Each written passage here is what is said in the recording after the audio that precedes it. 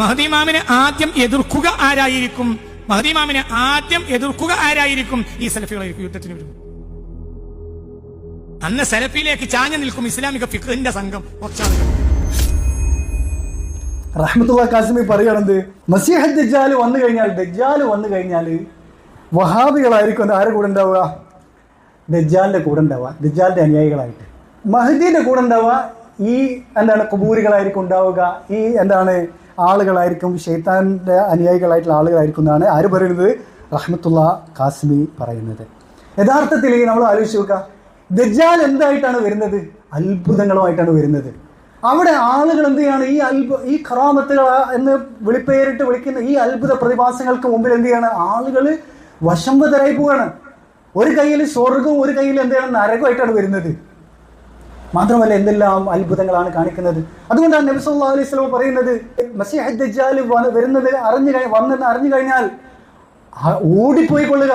കാരണം ഇയാളുടെ അത്ഭുതങ്ങളിൽ, ഈ മാസ്മരിക പ്രതിഭാസങ്ങളിൽ എന്ത് ചെയ്യും? അതിൽ വീണു പോകും എന്നുള്ളതാണ്.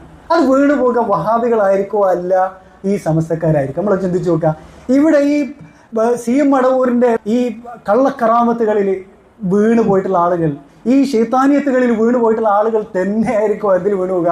ദജ്ജാലിന്റെ ഖവാരിഖൽ ആദാത്തുകളിൽ എന്ത് ചെയ്യുക? വീണു പോകുക. ഈ CM മടവൂരിന് മടവൂർ കാഫില എന്ന പേരിൽ പരിപാടികളൊക്കെ ഇങ്ങനെ എപ്പിസോഡുകളായിട്ട് ഇങ്ങനെ പരിപാടികളുണ്ട് അല്ലേ? ദജ്ജാൽ വന്നു കഴിഞ്ഞാൽ ഇവരായിരിക്കും ദജ്ജാൽ കാഫില എന്ന പേരിൽ എന്ത് ചെയ്യും? ഇവർ അപ്പം പരിപാടി ചെയ്യുന്നത് നമുക്ക് കാണാൻ സാധിക്കും. അപ്പോൾ വഹാബികൾ, സലഫികളായിട്ടുള്ള ആളുകൾ എന്ന് പറയുന്നത്, നമ്മൾ ഏതൊരു വ്യക്തിയും എന്ത് അത്ഭുതം തന്നെ കാണിക്കട്ടെ, ഇനി തീന്റെ മുകളിൽ ഡാൻസ് കളിക്കട്ടെ, അതല്ലെങ്കിൽ വെള്ളത്തിന്റെ മുകളിൽ പുഴയുടെ മുകളിൽ കൂടെ നടക്കാന്ന് വിചാരിക്കുക, ആകാശത്തിലൂടെ പറക്കാന്ന് വിചാരിക്കും, നമ്മൾ അതിൽ അത്ഭുതപ്പെടില്ല. നമ്മൾ അതെന്ത് ചെയ്യും? അയാളുടെ വിശ്വാസവും കർമ്മവും ഖുർആനും സുന്നത്തിനോടും എന്ത് ചെയ്യും?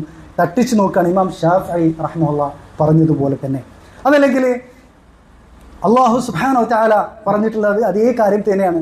അലാ ഇന്ന ഔലിയാ അല്ലാഹി ലാ ഖൗഫുൻ അലൈഹിം വലാ ഹും യഹ്സനൂൻ എന്ന് പറഞ്ഞിട്ടുള്ള അല്ലദീന ആമനൂ വകാനൂ യത്തഖൂൻ.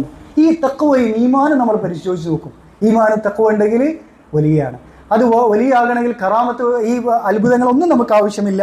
ഇനി അത്ഭുതം ഉണ്ടെങ്കിലും നമുക്ക് പ്രശ്നമില്ല. ഇതാണ് നമ്മുടെ മാനദണ്ഡം എന്ന് പറയുന്നത്. അതുകൊണ്ട് തന്നെ ദജ്ജാലിൽ ഒരിക്കലും സലഫികൾ എന്താവില്ല, വീണു പോയില്ല എന്ന് നമുക്ക് ഉറപ്പിച്ച് പറയാൻ സാധിക്കുന്നതാണ്. മാത്രമല്ല ഇവിടെ നമുക്കറിയാം ജിന്നുമ്മമാർ, എത്ര ജിന്നുമ്മമാരാണ് ഇവിടെ.